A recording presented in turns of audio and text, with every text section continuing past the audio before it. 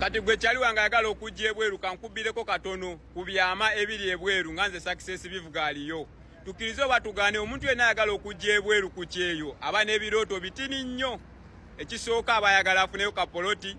azimbemu akayumba ke afuneyo n'obusente obukola bizinensi esobola okuvaamu ssente okulabirira abaana be bye bintu byaba ayagala okutandikirako naye ate wabula wojja ebweru bikyukamu era endowooza ekyukira ddala ebyo ebirowoozo osobola omala nabyo emyezi ng'ebiri naye wabula wootuuka wootegeera nti ebyo tebyetaagisa era eyo endowooza evaawo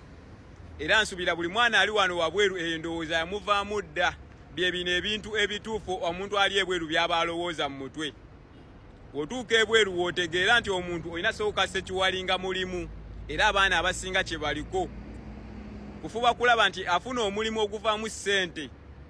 ng'ate tamenyeka ng'afuna omulimu ogusobola okuva $2.5 miliyoni 3 ng'ate tamenyese takola nnyo tebamukyunga kuba oba waakajja omulimu ebiseera ebisinga gw'otandikira mu guba gwa miliyoni ng'emu ng'ate gumenya okufa gukutula guvajjamu ebirwadde kakati omwana ebiseera ebisinga agenda olaba asobola ofiira ku ddungu n'agamba kasooke anoonye omulimu oguvaamu ssente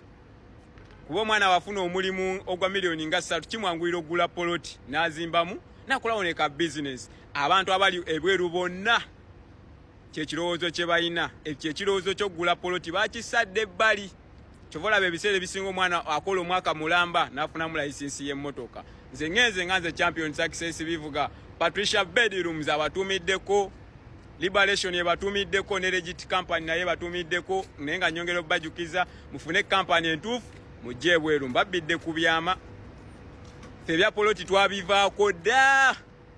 era essaawa zino enkulimba nti ndowooza gula poloti simanyanga nzimbe